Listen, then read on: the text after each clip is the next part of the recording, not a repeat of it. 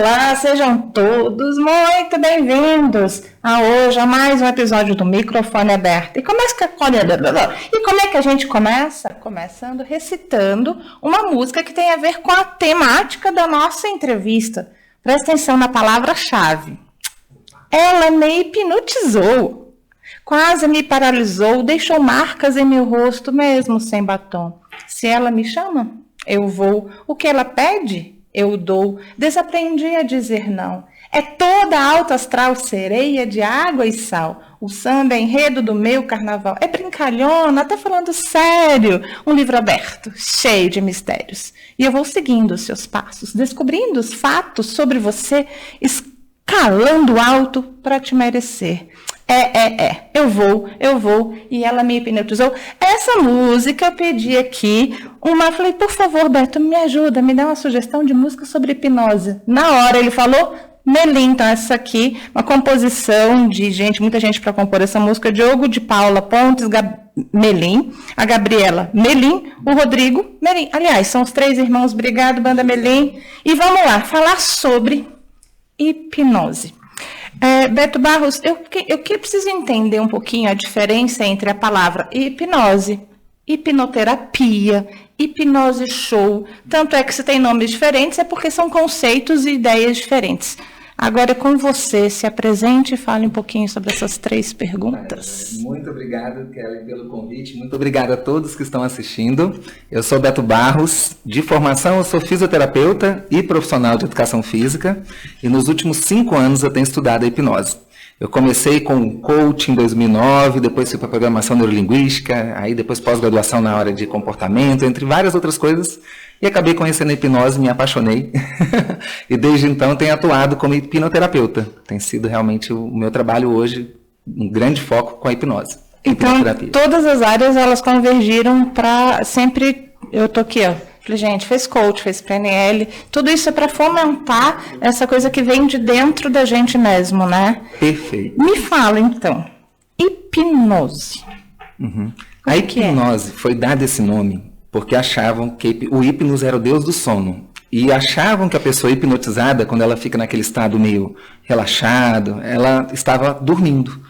Mas, na verdade, não está. Depois quiseram até mudar o nome de hipnose para monoideísmo, quando ela está concentrada numa única ideia. Bastidor aí, chama esse microfone aberto que está aí. Galera da live não está vendo, não, mas está aqui atento. Então, eles viram que hipnose não era sono. Parecia que estava, e aí esse nome pegou, não teve mais como tirar, e aí realmente ficou hipnose. Hipnoterapia é quando a gente usa essa ferramenta que é a hipnose, para potencializar outras formas de atendimento. Então, a hipnoterapia, na verdade, é um nome um pouco errado. Porque a hipnose, por si só, ela não é uma terapia. Ela é uma ferramenta que potencializa outras técnicas. Tanto é que ela é usada, ela é aceita, né, pelo Conselho Federal de Medicina, de Psicologia, de Fisioterapia, de Terapia Ocupacional, de Enfermagem, como uma técnica que esses profissionais podem utilizar para potencializar as suas abordagens. Isso já é spoiler de uma das minhas perguntas, porque eu já sabia a resposta, né? É só para validar mesmo a hipnose como metodologia, como um fator científico mesmo. Perfeito. Então, essa é uma pergunta, então vamos fingir. A hipnose, ela é aceita pela medicina? Joia. Bom, a hipnose, ela vem de uma questão muito mística, inclusive nesse momento que a gente está gravando essa live, nesse programa, né? Está no auge o filme chamado Hypnotic. Inclusive, quem está aí assistindo, quem está aqui nos acompanhando, pode assistir esse filme, vale muito a pena. Tem, claro, a gente vai falar até daqui a pouco, eu espero, sobre alguns mitos para poder desmistificar a hipnose, porque a hipnose... Você já está me hipnotizando, você já sabe tudo que eu vou te perguntar, a gente vai falar sobre mitos e verdades, sim, a gente vai falar sobre isso, e vai ser uma temática para um outro, como chama? Módulo, não?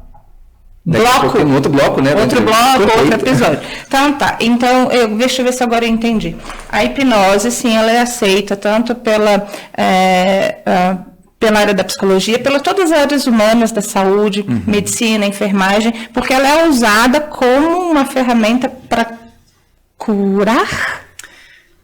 Usar essa palavra curar é um pouco complicado, porque no Brasil é proibido o curandeirismo, né? Prometer cura. Ela é usada para potencializar tratamentos. Ela é uma terapia complementar. Então, sempre as pessoas me perguntam, Beto, a hipnose cura, a hipnose não. Ela é uma complementar, não é uma mágica. As pessoas elas têm esse mito de que a hipnose, você vai dar uma sugestão, vai falar, a partir de agora você não tem mais dor, ou você está curado, ou está sem aquele problema, né? E não é bem assim. Ela potencializa processos de aprendizado, que faz com que a pessoa ela vai enfrentando os desafios da vida de uma forma mais preparada. À medida que ela vai aprendendo, vai se conhecendo, vai tendo ferramentas e técnicas para enfrentar esses desafios, ela vai ficando mais funcional, como a gente diz, né? Mais funcional. No dia a dia. Poxa, bacana. Então, existia muito assim, essa dificuldade de que hipnose é algo místico, é um domínio da mente, e não é isso. Vários estudos hoje, principalmente depois que saiu a parte de imagem do cérebro com ele funcionando, né, toda essa parte de tomografia computadorizada, entre outras formas de avaliar, a gente vê que determinadas áreas estão funcionando mais com a pessoa hipnotizada, outras áreas menos. Por isso que a gente consegue ver alguns fenômenos hipnóticos, como diminuição da dor, mudança de perspectiva de realidade. A gente fala, por exemplo, que a pessoa vai ver algo que não está ali, ela consegue ver, ela consegue alucinar, ela pode ter emoções, só de imaginar algo, sentir aquelas emoções. Então é bem interessante, e realmente é algo científico. A ciência hoje, se você colocar em qualquer site mais científico, PubMed, Cielo, entre outros, e colocar hipnose em inglês, ou até mesmo em português, já tem vários artigos que comprovam a eficácia da hipnose. Não, e eu pesquisei, não fique achando que eu não fiz meu dever de casa, não. Tanto é que essa minha pergunta eu já sabia da resposta, porque sim, a hipnose perdeu não.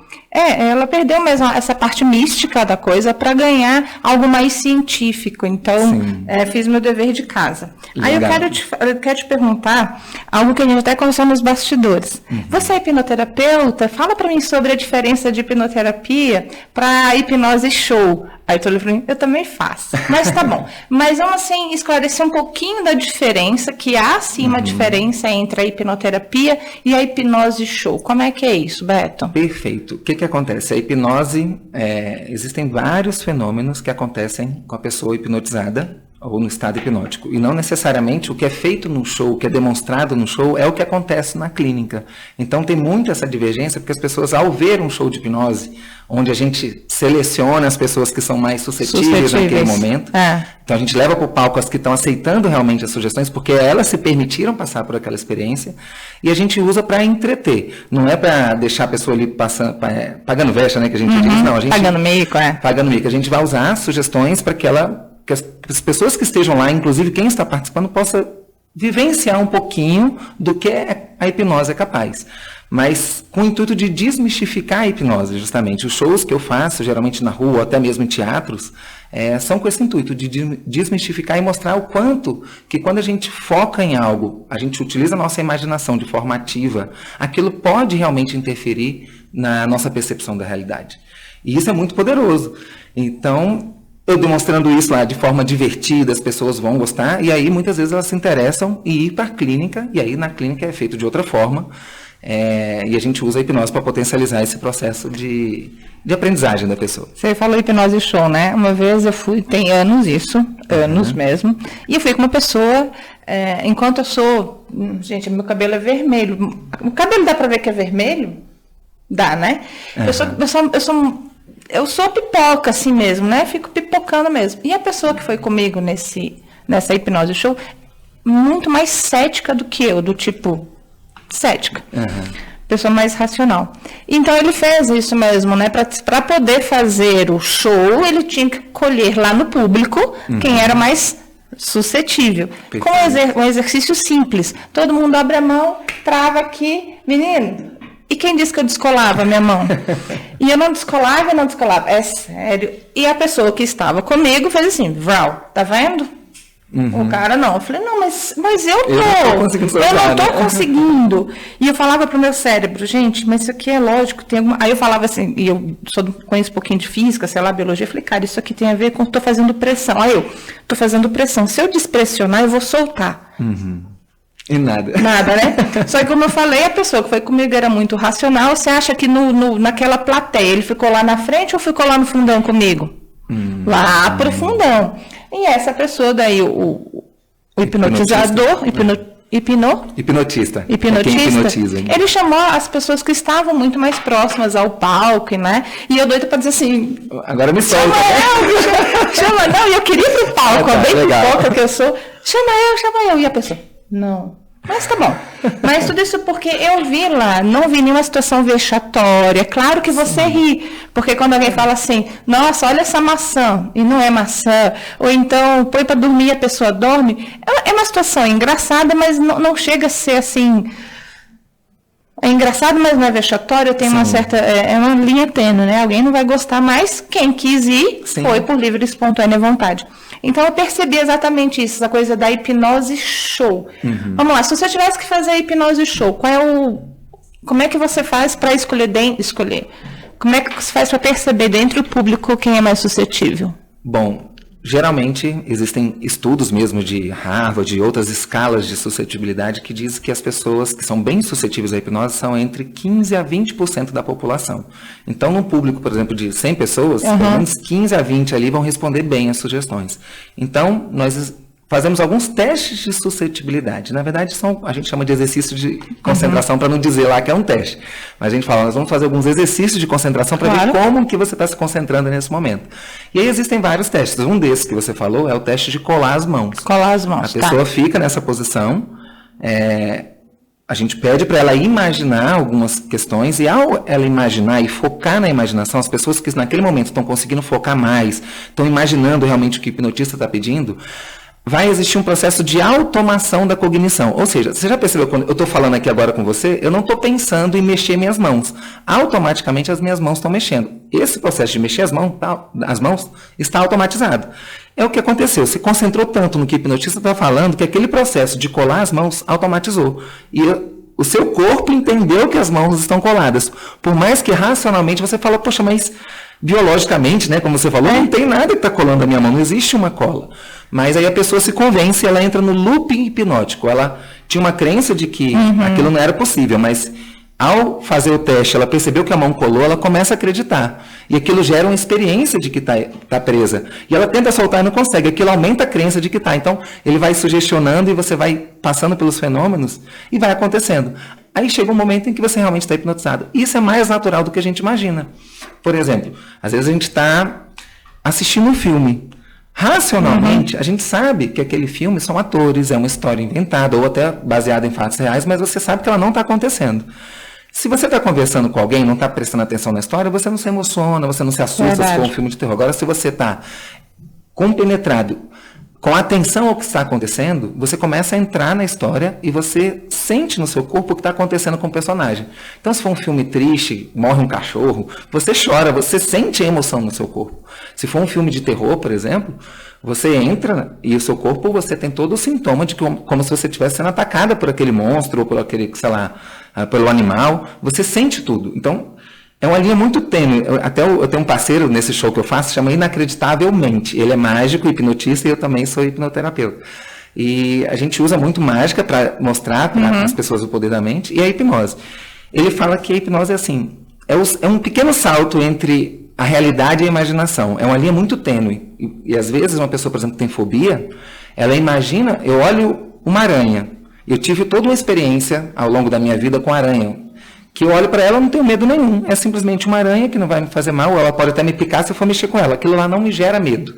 Mas uma pessoa que tem fobia, ao olhar aquela aranha, ela identifica aquilo como um perigo, porque ela teve experiências, pode ser que ela viveu alguma experiência, ou ela viu um filme que a aranha atacou pessoas, e aí a mente dela já associa como algo perigoso, e ela tem reações no corpo de como se ela estivesse sendo atacada por um animal realmente que vai fazer muito mal para ela.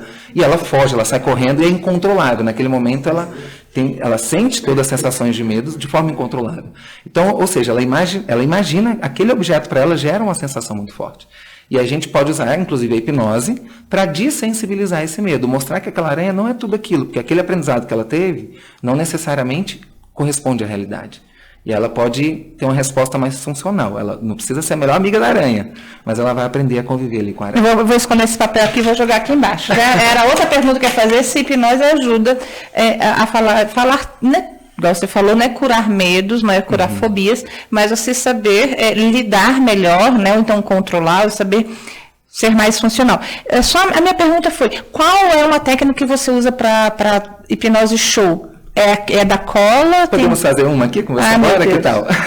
Vamos lá. Celso. Querem fazer também a galera aí, ó? Celso, me socorre qualquer coisa, tá? Tá. Não, é ele que vai falar, vai saber. Tá bom, vamos lá, vamos ver. Olha só, de uma forma bem simples. Sim. Faz assim com as mãos. Eu vou só tirar o anel porque eu lembrei da vez passada pode que machucar, machucou. pode doer. É sério, isso foi verdade. É porque se apertar muito forte aqui, de repente, né, pode machucar. Agora eu vou falar sinceramente. Se acontecer, eu vou falar. Se não der certo, é porque eu não sou suscetível. Essa é a ideia, não é? Necessariamente. A hipnose, principalmente quando é entretenimento, ou no caso agora, como a gente está aqui numa gravação, vai depender muito da sua capacidade de focar e imaginar. Às vezes, pode ser que você não esteja num bom dia como você estava lá naquele show. Às vezes você já foi preparada para aquilo lá acontecer. Entendi. Pode ser que não aconteça aqui, mas em outro ambiente, a gente fora do ar, por exemplo, pode ser que aconteça. Então, não tem certo e não tem errado. É só realmente um exercício de concentração. Tá bom? Então, galera que está em casa aí também, se quiser fazendo, pode fazer também. Ó. Coloca as mãos assim, as mãos juntas, como se tivesse aqui um sorrisal que você vai molhar e não vai molhar lá dentro. Então, você tem que apertar o mais forte possível, como se não pudesse soltar. Aperta bem forte e olha para um ponto fixo. Começa a reparar, Kelly, que as cores dos seus dedos vão mudando. Por quê? Você está prendendo a circulação. Né? E isso é normal, sem problema nenhum. Você está prendendo, vai ficar uma parte um pouquinho mais branquinha, outra mais roxa, e está tudo bem. Fica olhando para esse ponto fixo. Agora você vai afastar só os dois indicadores e vai juntar eles assim. Deixa eles juntarem. Isso, aperta bem os outros dedos. Fica olhando fixamente para os seus indicadores. Você já brincou com ímãs? Você sabe que o ímã, polo positivo com negativo, ele se atrai, né? E positivo com positivo ou negativo, eles se repelem. Então, imagina nesse momento agora que esses dedos são ímãs. E como eles estão próximos, essa atração vai ficando muito forte. Então, quanto mais você olha, você vai imaginando que esses dedos são ímãs. Daqui a pouquinho eu vou contar de 1 até 3. Somente no 3, você vai tentar soltar.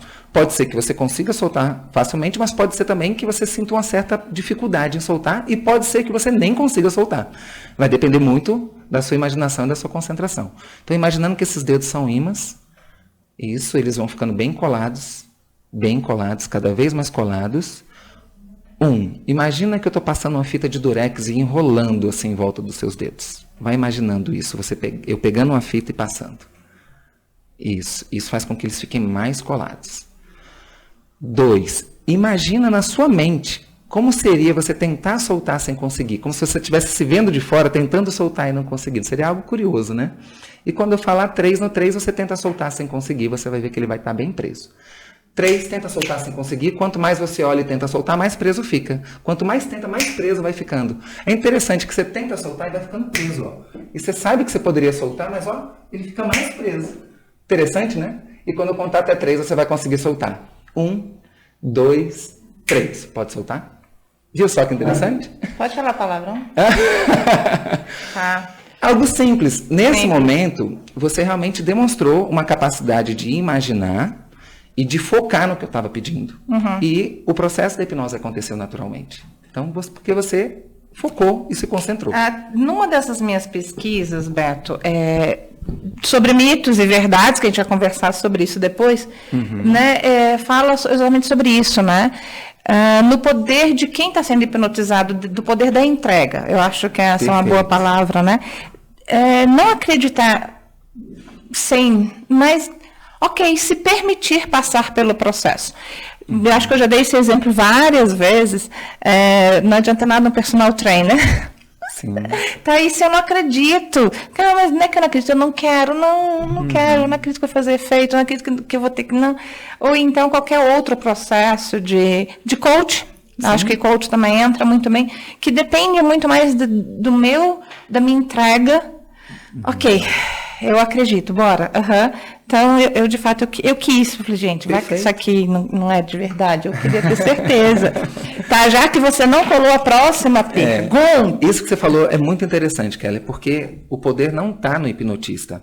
Eu sou como um GPS. Imagina que eu estou atrás do carro e você está dirigindo. Você que está no volante e eu estou dando você quer chegar em algum lugar. E eu vou calcular a rota e vou falar, ó, vira à esquerda, vira à direita. Se em algum momento você não se sentir confortável em virar, porque eu tenho medo daquele bairro, não quero passar por aquela estrada, você pode ir para outro lugar. E aí o hipnotista vai recalcular para dar outros direcionamentos para você ir. Então, a hipnose, de uma forma bem simples, ela é o uso da comunicação para, através dessa comunicação, alterar a sua percepção da realidade, fazendo com que você experiencie novos pensamentos, novos sentimentos e até novas ações. E isso pode mudar muito o seu dia a dia. Se você pensa diferente sobre algo, se você sente diferente e age diferente, você vai ter novos resultados. Então, a hipnose nada mais é do que isso, algo muito simples.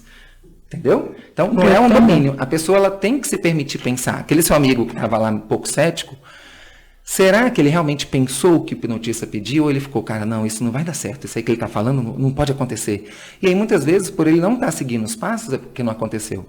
Então, é possível treinar uma pessoa a ser hipnotizável.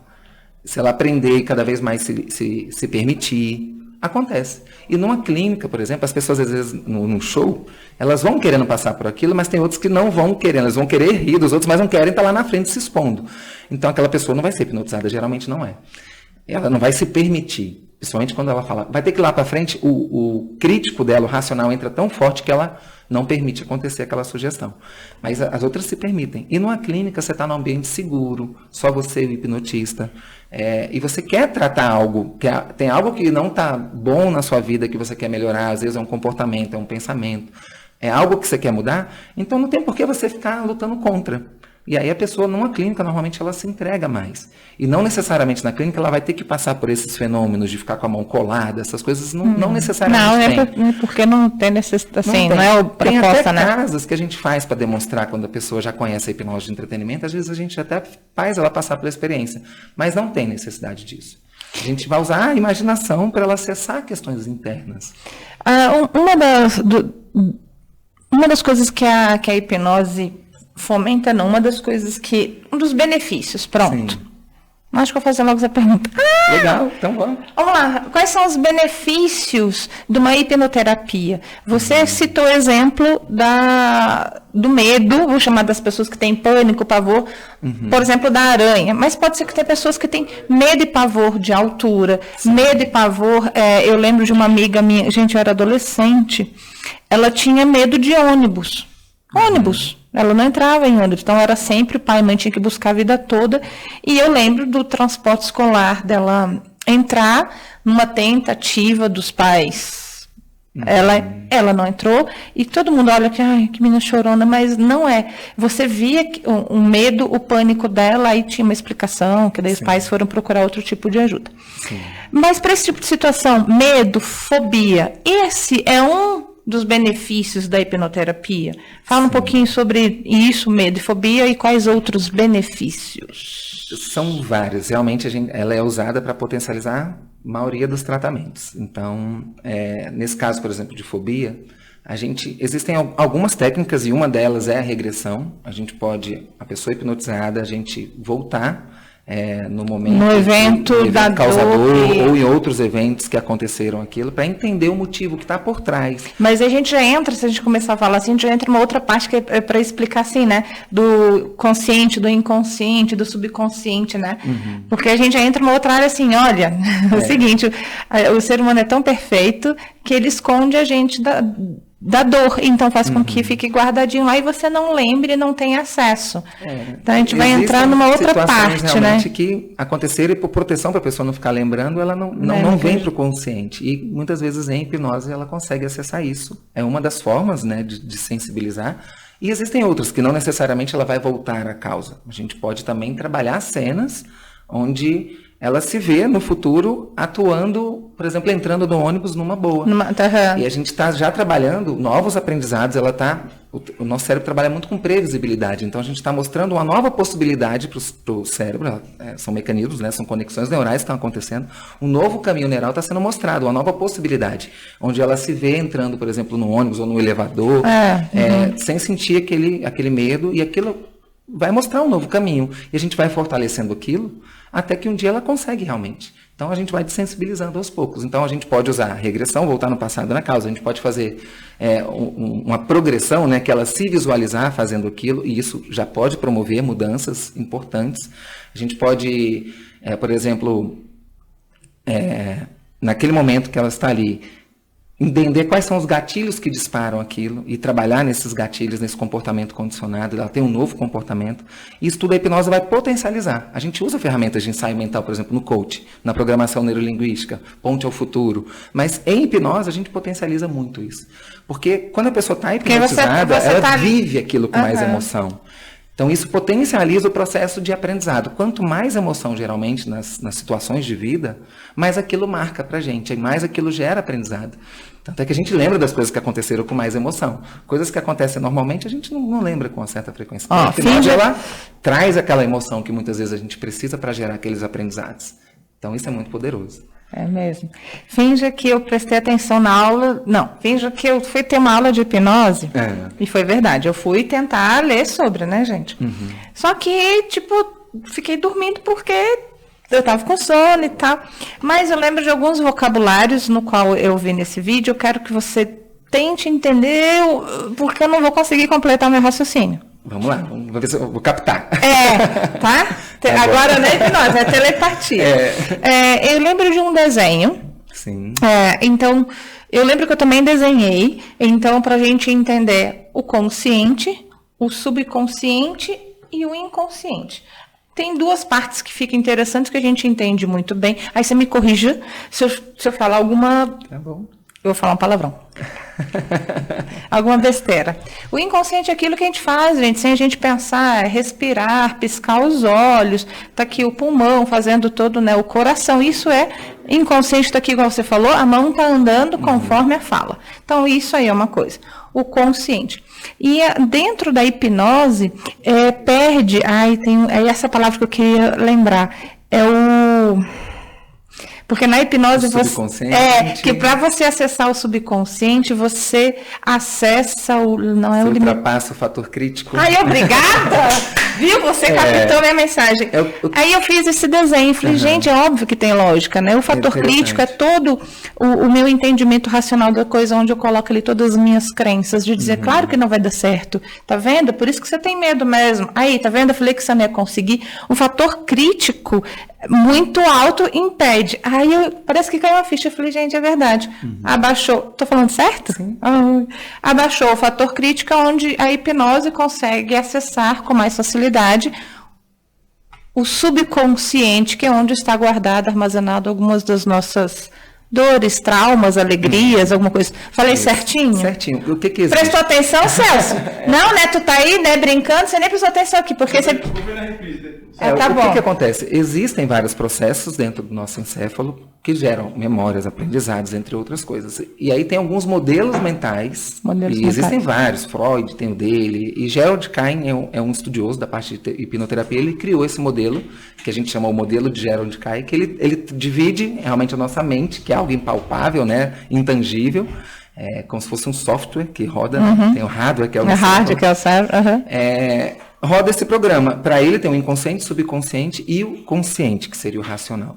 Então, é uma forma de pensar. Tem também o Daniel Kahneman no livro Rápido e Devagar, que ele diz que nós temos um sistema 1, que é o mais automatizado, e o sistema 2, que é o mais racional. Se a gente quiser levar um pouquinho mais para a parte mais científica. Porque todos nós, quando a gente vai aprender algo novo, isso despende uma energia muito grande. Imagina você lembrando a aprender a dirigir.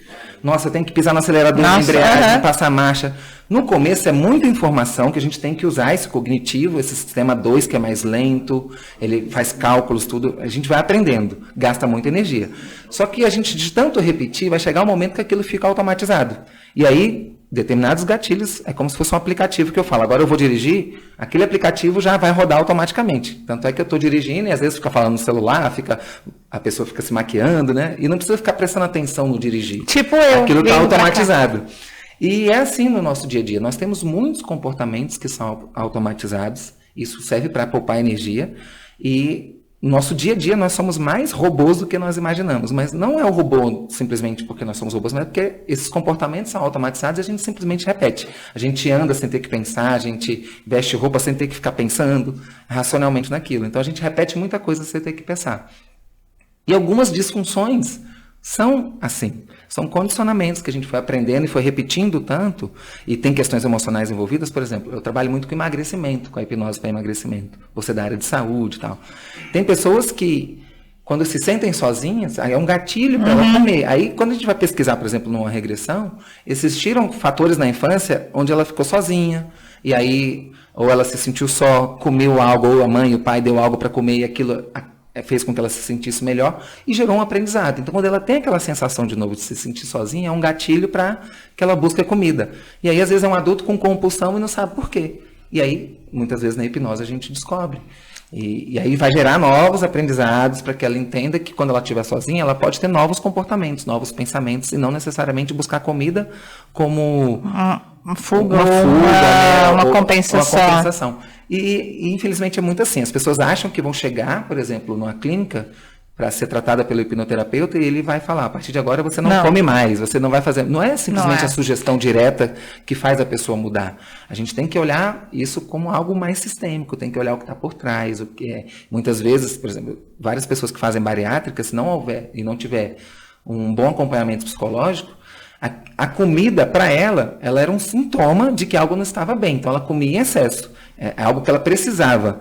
Quando ela não consegue comer mais, porque o estômago dela ali, o intestino, houve toda aquela mudança física, muitas vezes a pessoa vai buscar suprir aquela carência que ela tinha ou aquele excesso numa compra, no sexo, numa bebida. Então é muito comum haver a transferência daquele sintoma, que agora era comida, porque tem uma causa por trás e não foi trabalhado aquilo. Então é importante ter esse trabalho e, como eu falo, a hipnoterapia é um tratamento complementar. É importante que tenha outros profissionais também, da psicologia, da medicina, o profissional de educação física, entre outros profissionais que vão trabalhar nessa parte de emagrecimento. Então, nós somos seres biopsicossocial, espiritual, então todos esses fatores interferem. Sim, sim. Não é simplesmente chegar lá, a hipnose é um processo passivo que eu vou ser tratado de forma passiva, só pela sugestão do hipnoterapeuta. Não. Ali é só o ponto de partida para ir cuidando, e acho que você falou uma palavra muito, que eu acho que é mais assertiva, né?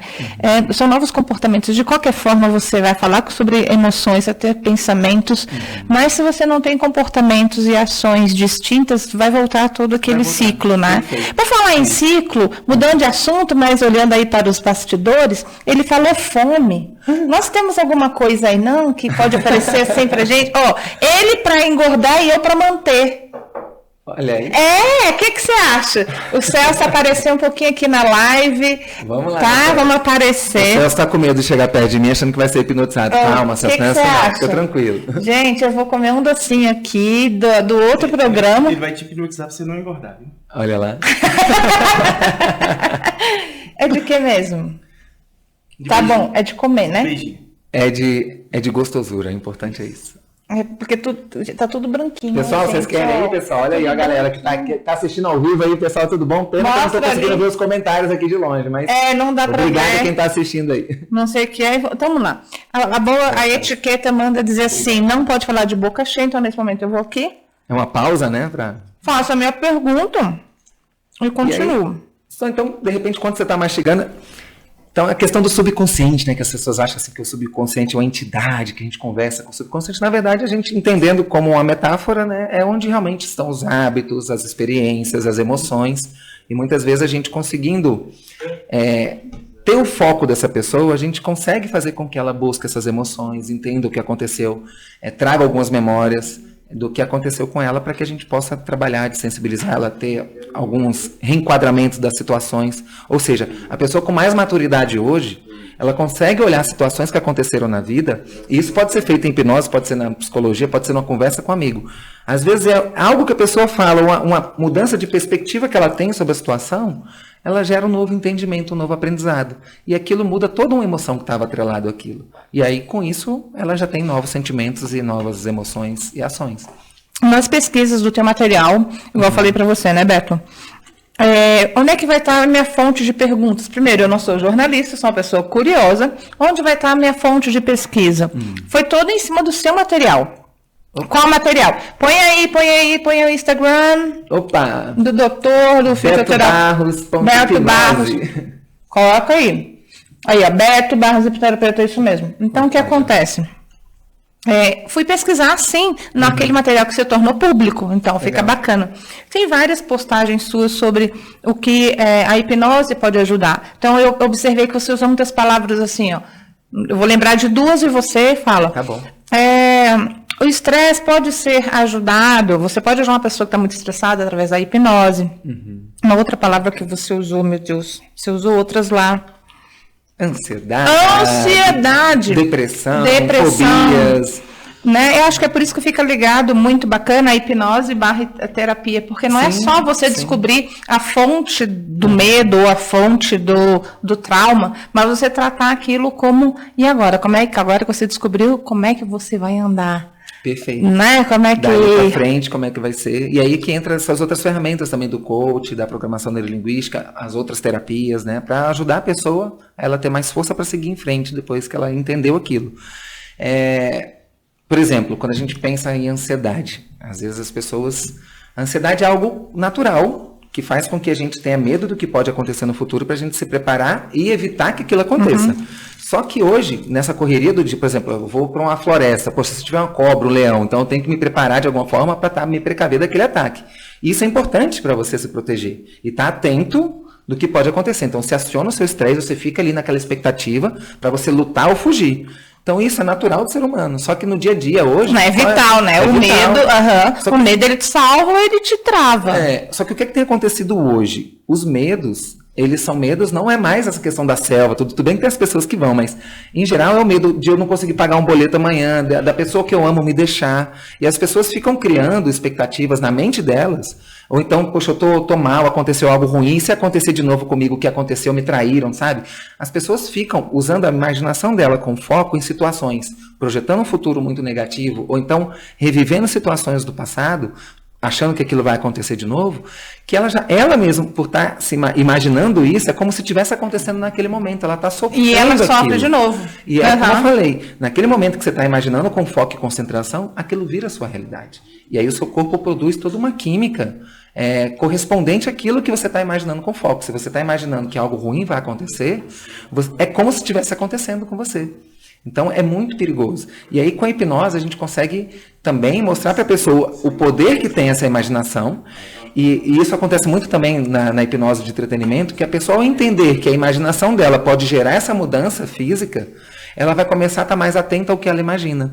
Não que ela vai controlar esses pensamentos, mas ela vai estar mais atenta, vai começar a direcionar os pensamentos mais para o que ela quer, e aquilo vai gerar uma química mais favorável. Então, se a gente começar a pensar, poxa, é o segredo, é a lei da atração, de eu imaginar um futuro muito bom, não é que você vai atrair aquilo, porque para quem acredita até pode ser, mas neurocientificamente falando, você está projetando uma imagem do que você quer, aquilo. Quando você faz isso com foco, você imagina e você sente aquilo te faz ter novas percepções, querer agir em direção àquilo. Você fica também com o seu radarzinho, que a gente chama o sistema reticular ativador, mais direcionado para aquilo. É como se você estivesse vendo mais as oportunidades e não mais com a lente negativa o que está.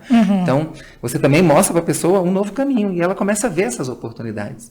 E ela vai ter vontade de fazer aquilo, vai ter uma química mais favorável para aquilo naquele momento e vai ter ações que vão direcionar. Gente, então, a gente... É muito poderoso isso. Cortei, foi mal, desculpa, 1-0 pro Beto. Gente, a gente vai aqui para as considerações finais, que eu quero comer isso aqui de boca cheia e tirar o trencinho dos dentes, assim, e ninguém fica vendo. E deixar meu convidado também comer aqui o docinho dele. O que você pode falar para alguém que está em dúvida entre fazer hipnoterapia ou não fazer? Qual medo que você pode dizer para ela? Olha só, enfrenta. Não. Um recadinho para quem gostaria de conhecer a hipnoterapia e tá com medinho ou não sei. Um recadinho nas considerações finais. Bom, a hipnose como um todo, como nós já falamos hoje, ela tem sido cada vez mais estudada. Ela tem sido, por exemplo, o SUS hoje já tem a prática integrativa da hipnose, ela faz parte das práticas integrativas, então é algo que realmente funciona. Então a dica que eu dou, busque um hipnoterapeuta que tenha referência, que de preferência tenha um espaço físico, que tenha depoimentos, porque é algo muito sério. Então, profissionais que vão trabalhar com a sua saúde mental, vão trabalhar com questões muito importantes. Então, alguém que esteja bem preparado, porque a hipnose realmente ela potencializa os tratamentos. Então, para as pessoas que estão fazendo terapia já, ou estão com medo de buscar qualquer terapia, entendam que a hipnose ela vai buscar o bem, vai aflorar o que há de melhor em você, vai buscar entender também o que está te atrapalhando, o que está te bloqueando para ter novas ações. E aí você vai se conhecer melhor. Então, essa busca por autoconhecimento, entender como que você pensa, como que você age. Melhor. E muitas vezes a gente age de forma tão inconsciente, a gente está hipnotizado para agir daquela forma. Então, a gente também pode ser hipnotizado para agir de uma forma melhor, de pensar de uma forma melhor, sentir melhor. Então, busque um profissional de referência, conheça, converse com esse profissional, busque realmente referência sobre ele. E vai se cuidar, gente. Não é vergonha, não é coisa de louco, não é nada disso. Não. São pessoas que querem realmente ter uma vida cada vez melhor. Buscar construir a vida e vencer os desafios da vida. Acho que você usou uma palavra interessante antes, uma vida mais funcional, né? Interessante. Mais equilibrada.